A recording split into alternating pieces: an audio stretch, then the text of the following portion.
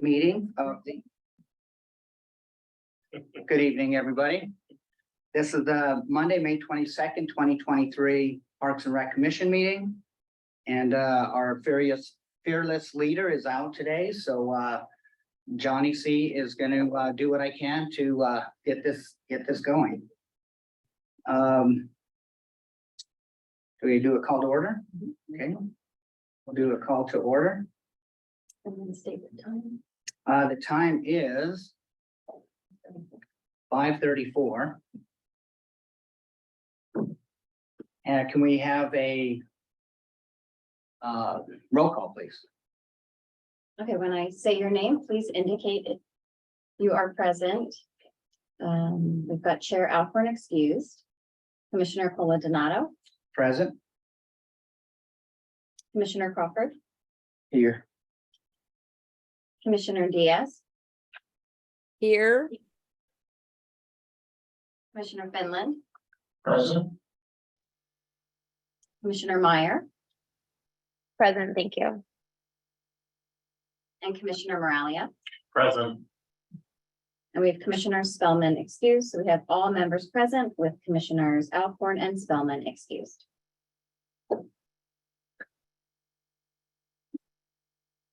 Okay, and the report of posting of the agenda. So we posted the meeting last Wednesday in accordance with our public meeting posting requirements. Okay, do we have approval of the minutes? Motion. Second. Second. Okay, and then I'll do a roll call. Commissioner Cola Donato, Yes. Commissioner Crawford, Yes. Commissioner Diaz, Yes. Commissioner Finland, Yes. Commissioner Meyer, Yes. and Commissioner Moralia. Approved. Okay, motion carries with the approval of the April 24th minutes. Okay, at this time, we'll have public comment. This time has been set aside for members of the public to address Parks and Rec Commission on agenda items and items of general interest within the subject matter jurisdiction of the commission. Although the commission values your comments pursuant to the Brown Act, it generally cannot take any action on items not listed on the posted agenda. 3 minutes are assigned for each speaker. Okay, so we will check to see if we have any members that are joining us virtually who would like to make a public comment. If so, please use the raise your hand feature.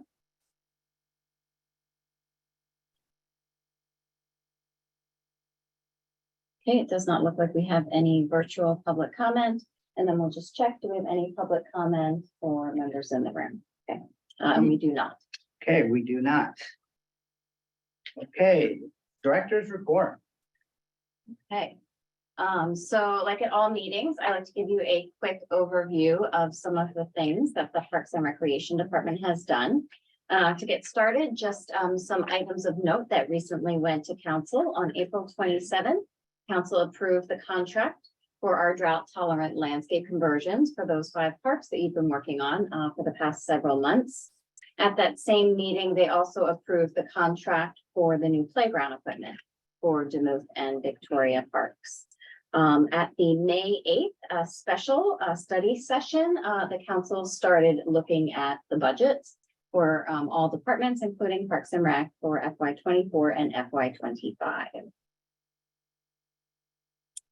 So some maintenance things that are happening in our parks. So this is a little snapshot of the leisure center and the pavilion as well. I'm happy to report that our contractors are out there now patching. That's not the painting yet, so no one panic. It's just the patching. And they are working on getting all of our walls back to pristine condition. So this work is just beginning this week. For some other really far out, is that too much? Hopefully that wasn't too much. I hope you guys got that joke. Activities that we did, May the 4th be with you. So Village Fest celebrated Star Wars Day on Thursday, May 4th, and I've got some fun images from that event. Oh, cool.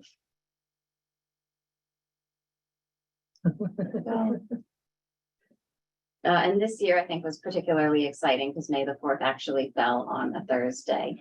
We would have celebrated nonetheless, but it made it a little bit extra special for everyone. Cinco de Mayo, at the last meeting, I told you our department was producing 2 different Cinco de Mayo events. So we did one at JOJ as well as the Duluth Community Center. So here's just some images from those festive events as well. A couple save the dates, or one actually really big one coming up next Monday, Memorial Day. We have our Dip into Summer event. It's free for anyone from 11 to 6. It'll be in Sunrise Park and the pool. So come on out from 11 to 6, Monday, May 29th, for lots of fun, including some water slides. There'll be a watermelon toss and lots of things for families to do. Other things that are coming up over at Parks and Rec, we've got some new classes and camps that we've been developing. We've got our summer line dance class starting at JOJ on Friday, June 9th, 4:30 p.m. And that is free for our members. We are working on our 2023 summer camp series. So we have quite a few camp programs that I can just quickly walk through. So at JOJ, camp will run this year from June 12th to August 4th. Camp runs from 9 to 2 p.m. and that's for grades K through 8. And we will also send you copies of these flyers as well, so you have those. And camps will include swimming activities, field trips, arts and crafts, and a lot more. We also have camp at Sunrise Park. That camp is running June 20th through August 4th. A similar lineup with arts, crafts, and swimming as well. For our little kids, we run Camp Chickapoo for ages 3 up to kindergarten. So same dates, June 20th through August 4th. And then for our community that wants to go to skate camp, we're running skate camp from June 12th through August 9th, and that's from 8 to 11. And those camp sessions are 1-week sessions through our skate park. At each meeting, I like to give you an update on how we're doing on recruitment and hiring. So I'm happy to announce that we have some new staff who've joined our team. You will see our latest park ranger. I think I mentioned at the last meeting that we had, but I didn't have all of the images. So we've got Jorge Sahagan as one of our park rangers. Miguel Navarro has started as our program coordinator, and he is focused on our special events and permitting program. And then we have Daniel Rivera, who's started with us as a recreation program assistant. So those are some new faces that you will see over at Parks and Rec.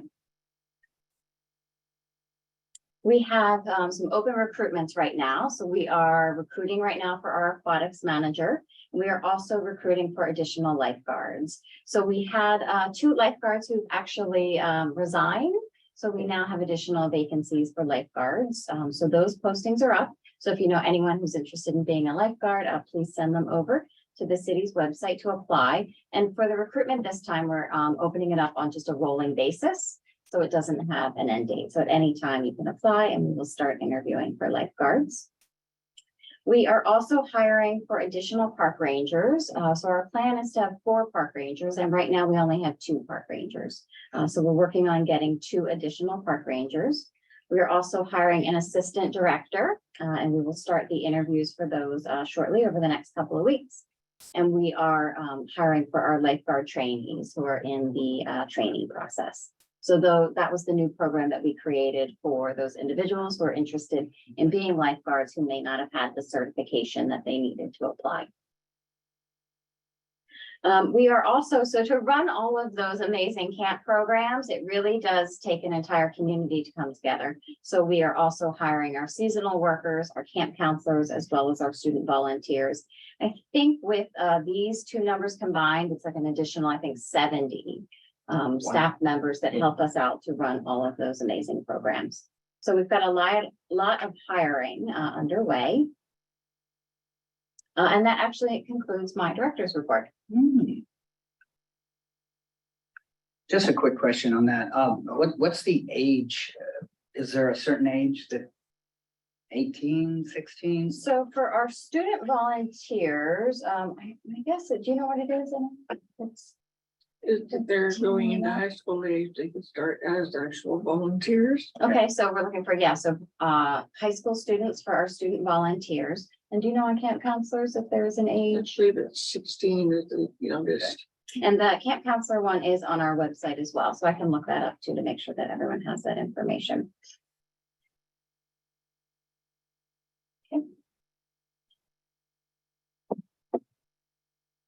Any other questions from anybody? Okay. Let's go to the next item, presentation action items, swim center updates. Okay, so I have just a couple items that have been in motion for the swim center.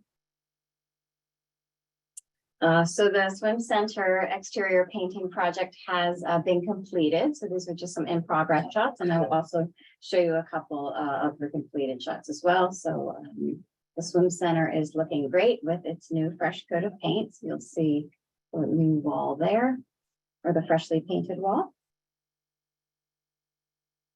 Small details, but it really does look amazing. Brighter. Mhm. Yeah, it looks fresh. And just one other shot, that's the area that's between the swim center and the leisure center. We've also added some portable site furnishings to the swim center. So we have 3 different sets right now of Adirondack chairs and tables that are out there. And you can see on the far side of the pool as well, underneath that other shade structure, I think you can see a couple of the chairs that are over there. So just a few to create a slightly more welcoming environment. And another angle of those chairs. And we are also working on some additional chair styles, and we will also work on benches and other types of site furnishings as well. So the lounge chair will be coming soon. We're working on, as part of the feedback that we received, some of our swim patrons wanted better signage at the swim center. So we are working on some concepts for some branded signage that makes it clearer to know where to go to access those amenities. So these are just some of those concepts that we're working on. And then these are the signage concepts for when classes are in session or when the pool might be being used for one of our rental events.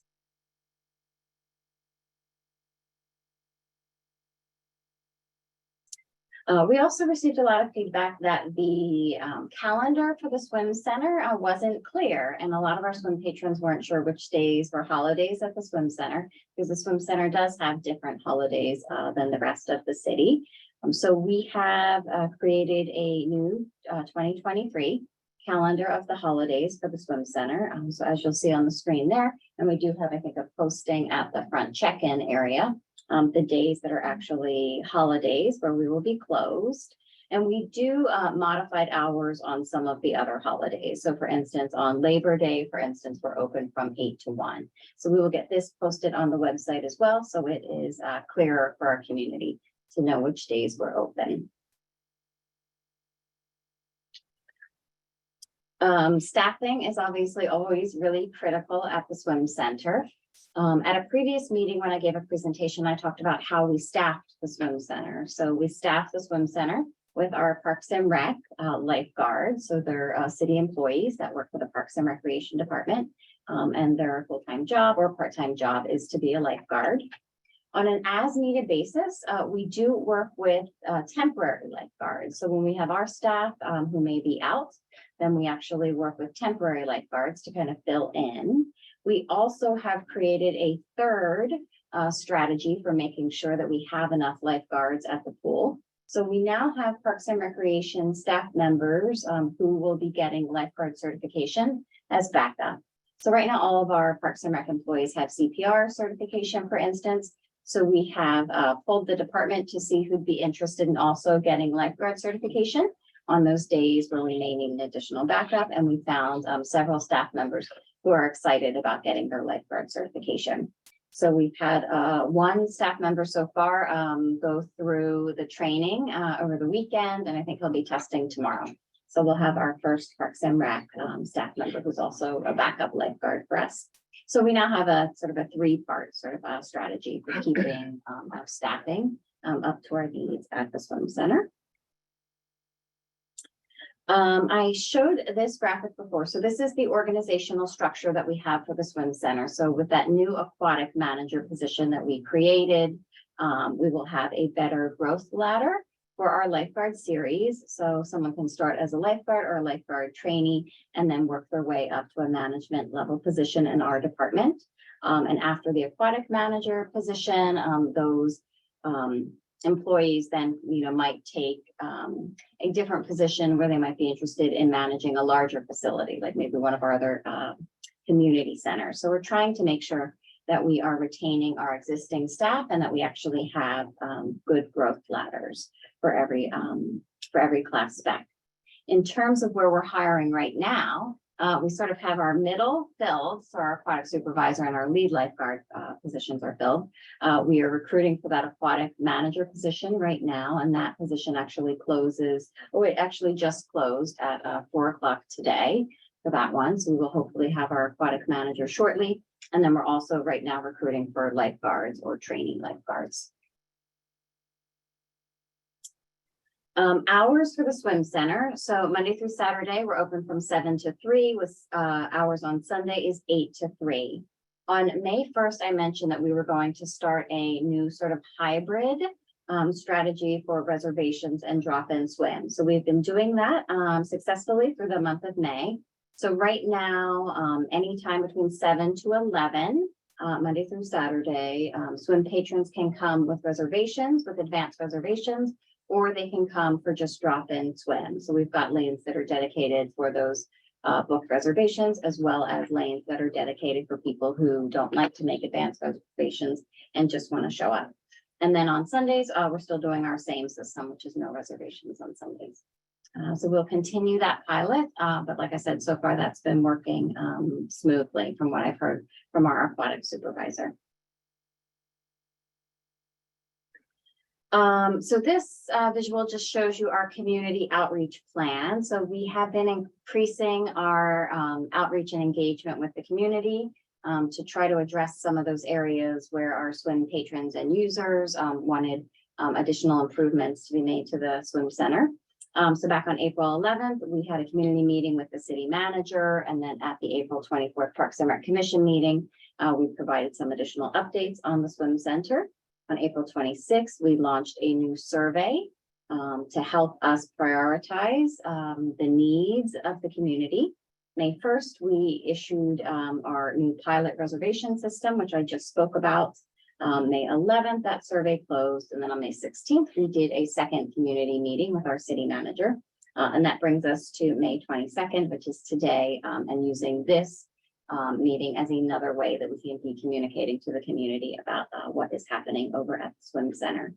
In terms of where we would be going from here, our swim center ad hoc will be working with the community on those additional outreach meetings. So I just wanted to show you what we've done over the past month and a half.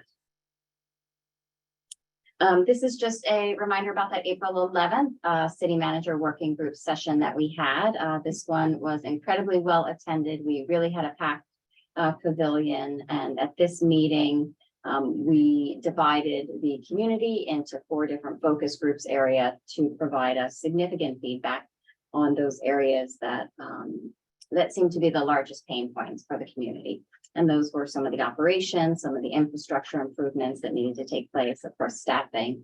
And then we had one category, which was just other as a catch-all.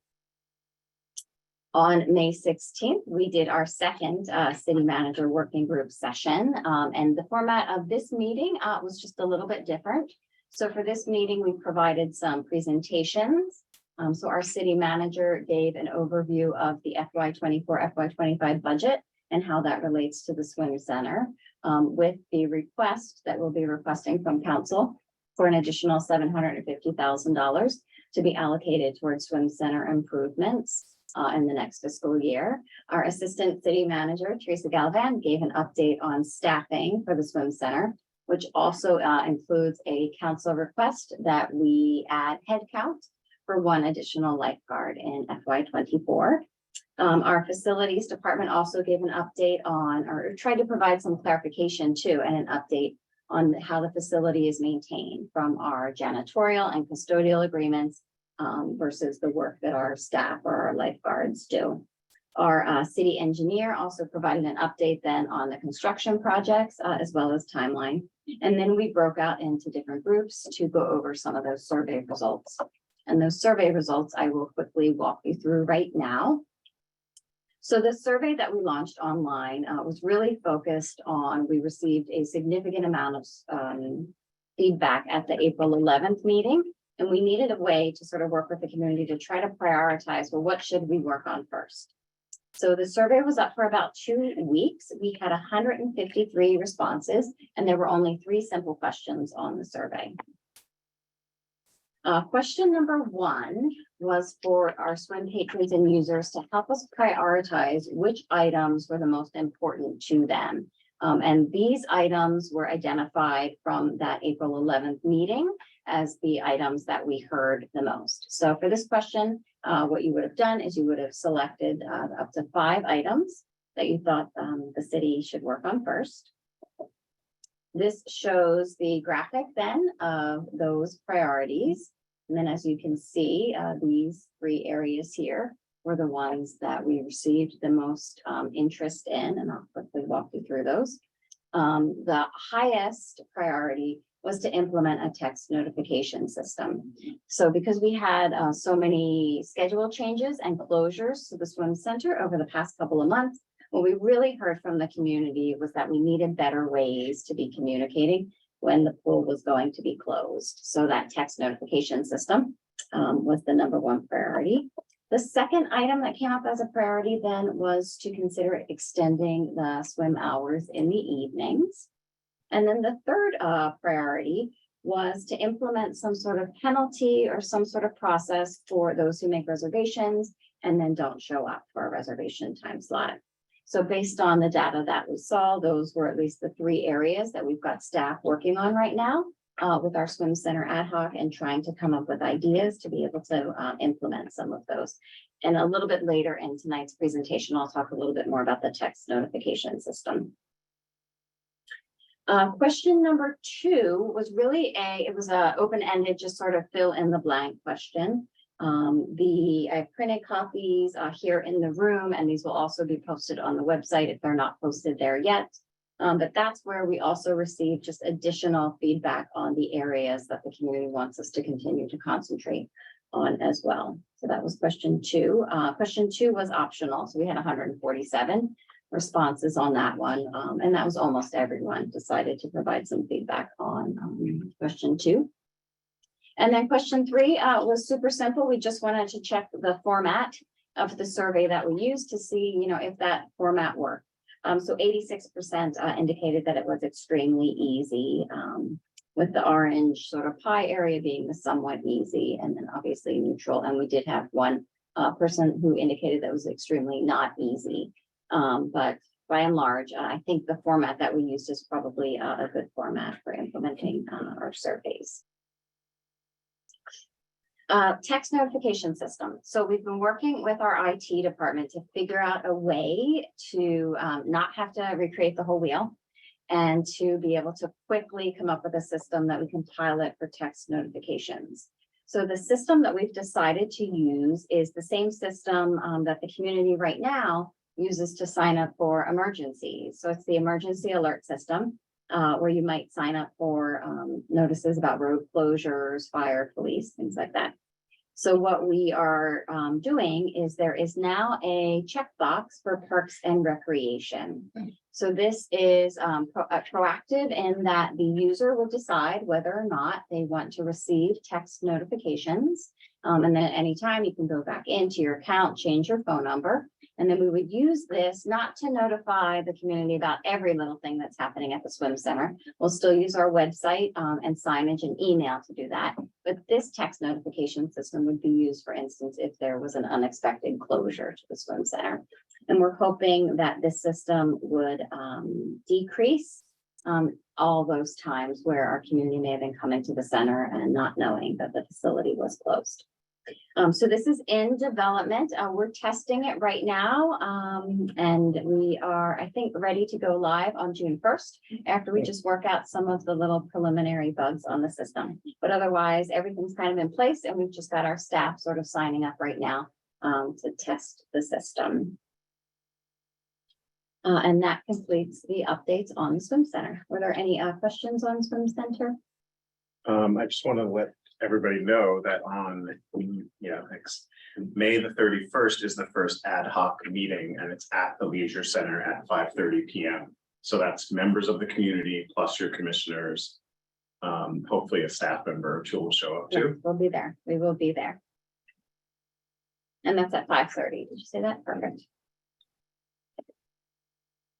So Yvonne, I have a question. So how do you actually sign up for it? We will put the, so for those who aren't familiar with this system, we will put that link on the swim center page of our website. So then you can just sign up from your computer. I think it'd be a good idea for the commissioners to do it just to, I think that's great too. you know what I mean? So that Let's we can test it. kind of get a feel for it too. I actually wanted to sign up for the city one for the road closures because I always get caught when there's wind and Gene Autry's closed and Indians closed and then I got to go down to Vista Chino and yeah. Exact same Anyway. system. Mhm.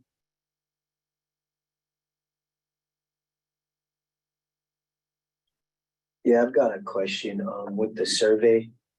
I know it showed the amount of responses and the time it took. Yes. Was there a way, or did we track the average age of the survey respondent? We did not. So we didn't ask any demographic related information at all on this survey. Okay. So it was an anonymous survey.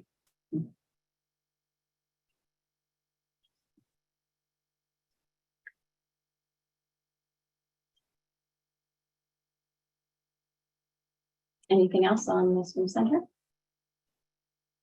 All right, next would be the commission calendar.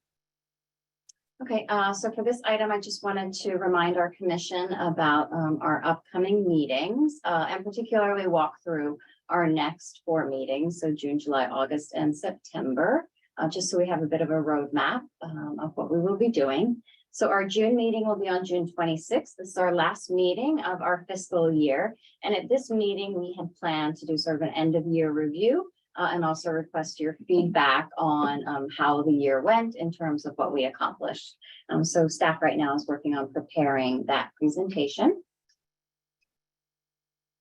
At the July meeting, Monday, July 24th, that will be our first meeting of the fiscal year. So we will provide our fiscal year 24 updates, including any budget related updates. At that meeting, we would also be welcoming new commissioners. So we are expected to get additional commissioners because right now we're carrying some vacancies.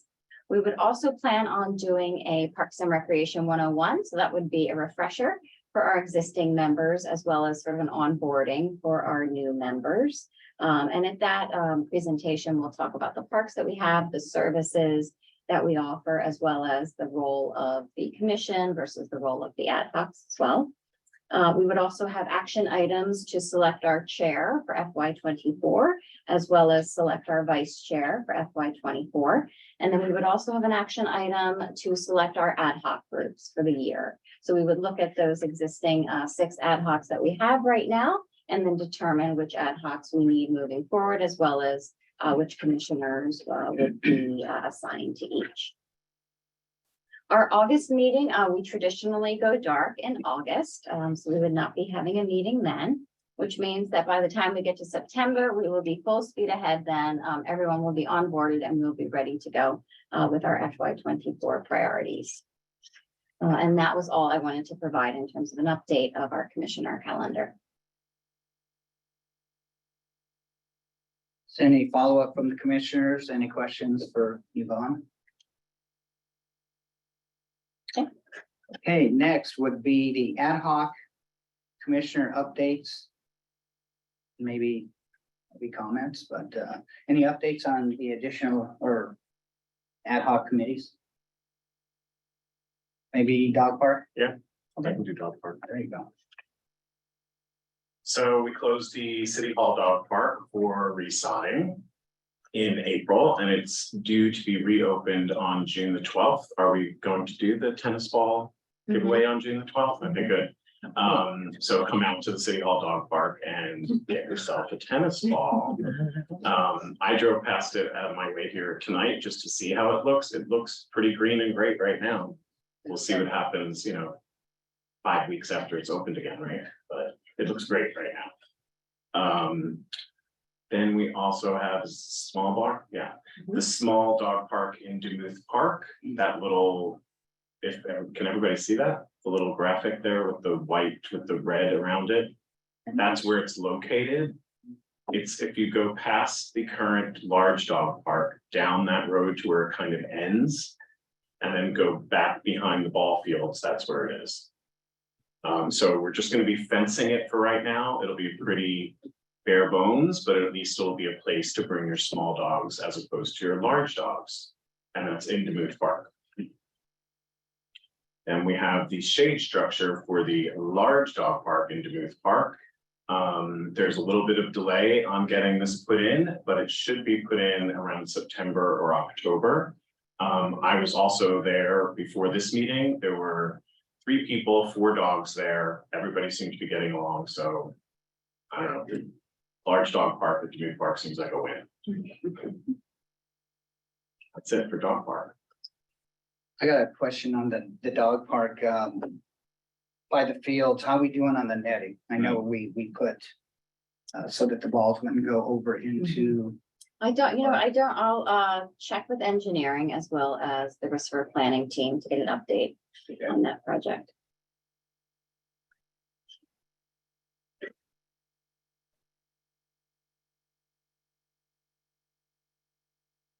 okay, next, ad hoc, pickleball.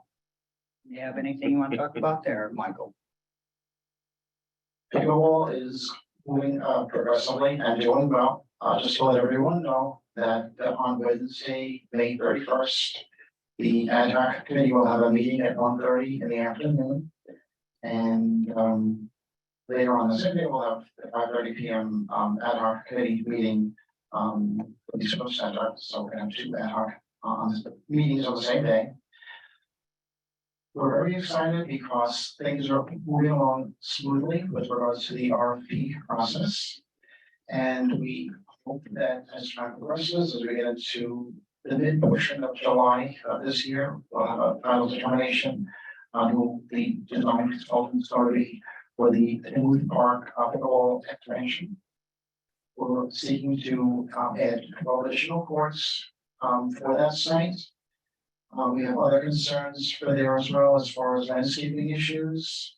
What's going to happen as far as that? Hopefully there'll be minimal disruption in that regard. We're looking to keep an eye toward what we're going to do for parking arrangements because it's a very popular location, not just in park for pickleball, but also for other items and issues as well that we adjoin the property of the animal shelter. So to the best of my knowledge, things have been quiet of late. I haven't become aware of any complaints, but in time there's been some issues for an overflow of parking, and that has been cause for concern. So certainly parking, landscaping, and just overall design, we want to make sure that it's smooth and successful, and those things are displayed when the design consultant is chosen, and we have a sit-down session for planning regarding that. We have some residual issues, and we're trying to get some resolution on for pickleball for the current courts.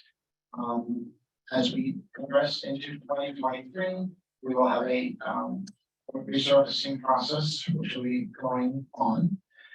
And also, we want to address some lighting issues. Some folks have said that when they go to play, of course, in the evening hours, lighting is certainly causing inconveniences to them for having enjoyable and successful games. So those are the kinds of things the existing boards will have to address and hopefully get speedy, expeditious resolution on those.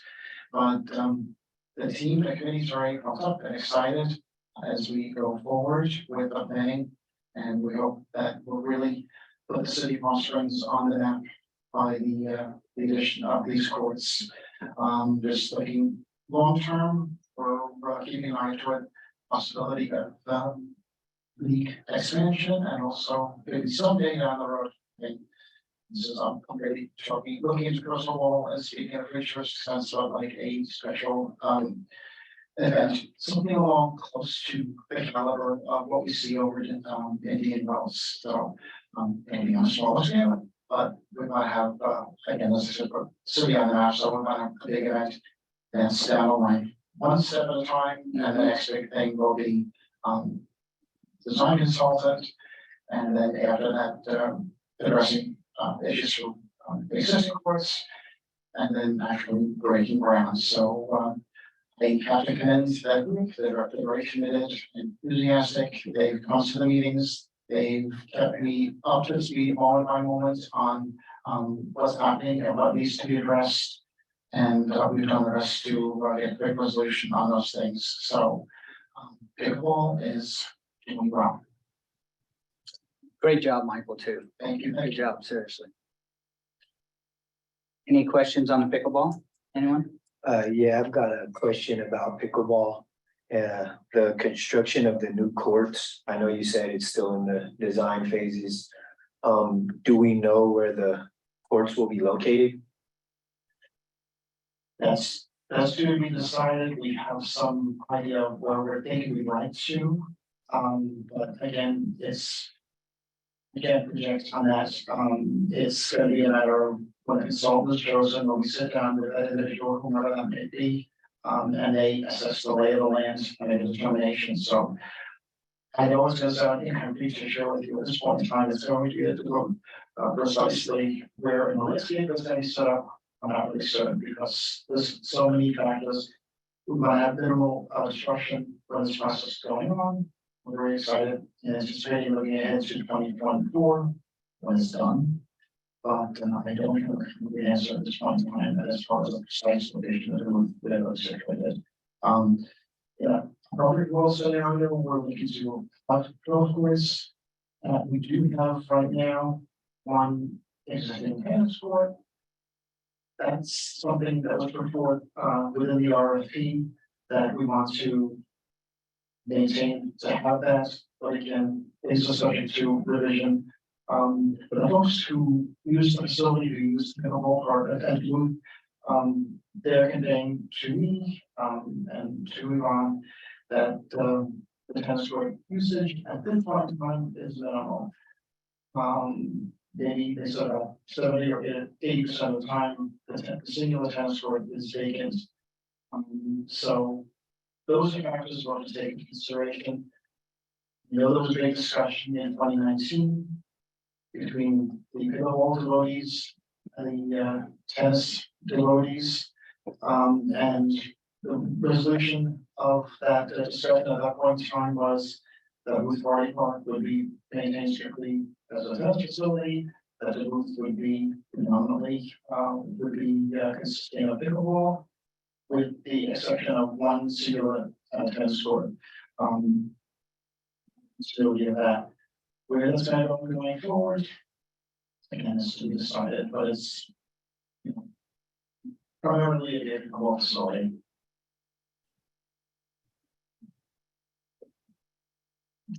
Okay, on to the next. How about the landscape conversion ad hoc committee? Have anything on that? one? For that one, since the contract has been awarded, I think it's going to the planning commission as well. To just make sure that it meets the city's planning standards. And then next step, then that ad hoc will be working on the sequencing for the order of which parks will be converted first. How about the master plan committee? Anyone? Commissioner Meyer? I can speak to that. So we previously provided an update that we had like $100,000 budget in order to send out our RFP for the master plan in general. The focuses of the master plan, we wanted to make sure were tailored to someone who could appreciate the geographic nuances and the environmental nuances that Palm Springs experiences, especially with respect to wind and heat for sustainability purposes. And as far as listening to community feedback, which we wanted to integrate into the greater master plan area, we are also going to be requesting an additional $100,000 to hire a specialized consultant to develop and plan and conduct a feasibility study for incorporating interactive water play areas into the currently existing parks. That is based off of a number of community responses to the desire to have water features that are accessible to numerous communities in the already existing structures that we have. And in order to just provide some clarity, this is going to be an additional request for proposals. So we have the one track, which is the general plan, which is the normal 10-year plan. And then the second track, which is going to be this water feature proposal. So we're hoping that we can run them on parallel tracks because obviously they're interconnected. But right now, the community has really provided a lot of vehement feedback about the desire to have water features accessible in the public spaces. Especially because we have only one municipal pool right now. And, you know, part of the discourse that's come up with the swim center conversation is in respect to a growing population, is this something that we want to address maybe down the line as far as trying to incorporate into the master plan additional swim centers in different parts of the city. But as sort of a subset of that, the idea of water play areas for access is really important. So the committee feels like the best way to accomplish this is to have sort of two tracks running within the master plan to get this accomplished. So we should have an update at the next meeting to see if we've sort of gotten any feedback on this initial master plan RFP, as well as if we've gotten any feedback on the water space focused RFP as well. So good things are happening and we're moving in the right direction. It's a little bit of a slow process, but we're definitely trying to take into consideration community feedback as to what people are looking for over the next 10 years in Palm Springs. And we really want to be able to create a framework that people can work off of pretty organically. So positive overall. Great work, Susie. Do we have any questions?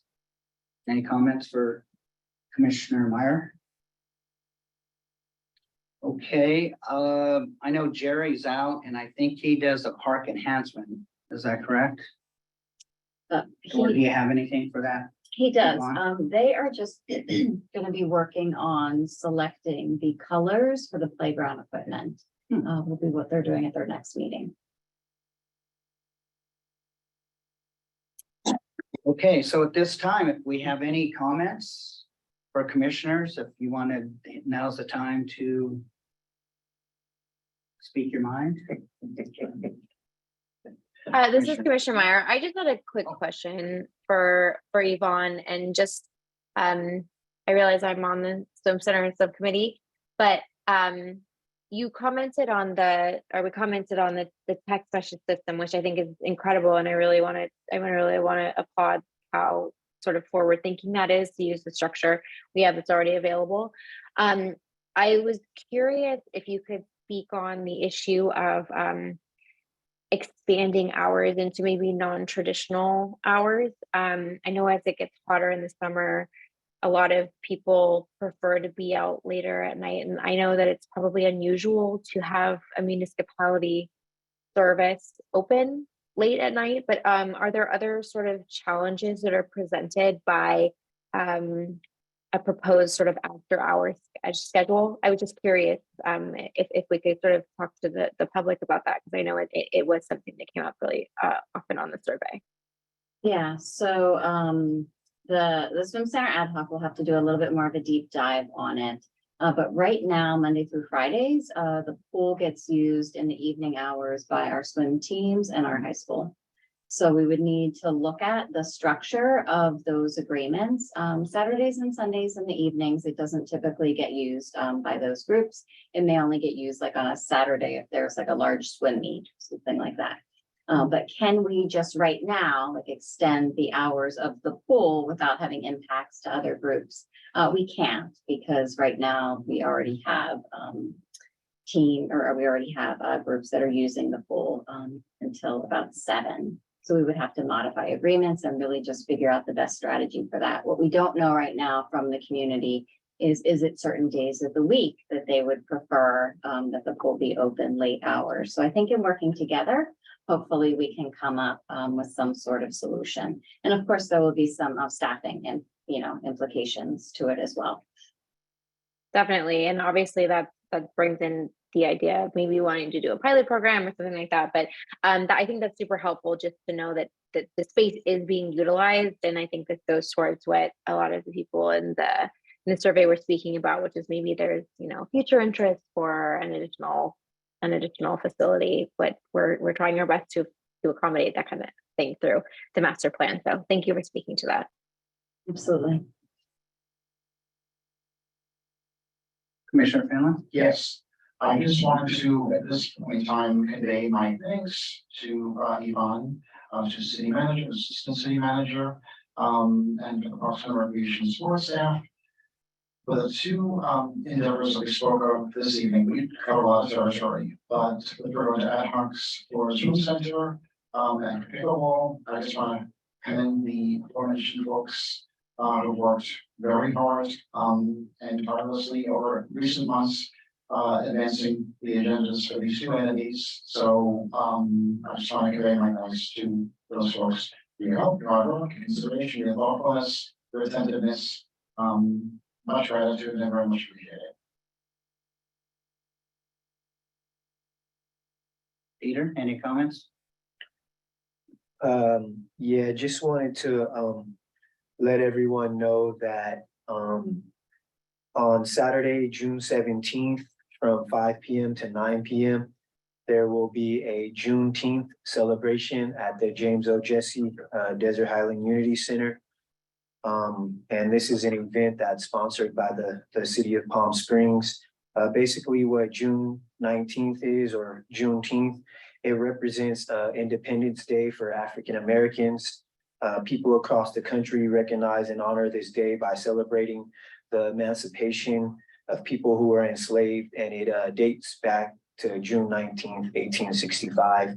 So we'll be having a celebration on that evening with educational fun, cultural activities, food, and live entertainment there in the park as well.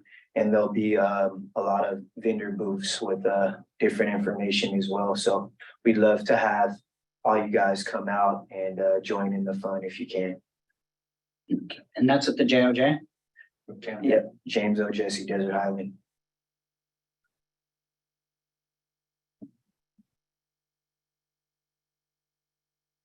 Okay, maybe Jody Diaz, Commissioner Diaz. Any questions, comments? No questions, just a comment. The night before that as well, on June 16th, we are also hosting, it's a Friday night. We're also hosting a pageant, a Juneteenth pageant at the James O. Jesse Desert Highland Unity Center as well. The evening prior. So please come on out and support all the youth that'll be taking part in that pageant up there at the center.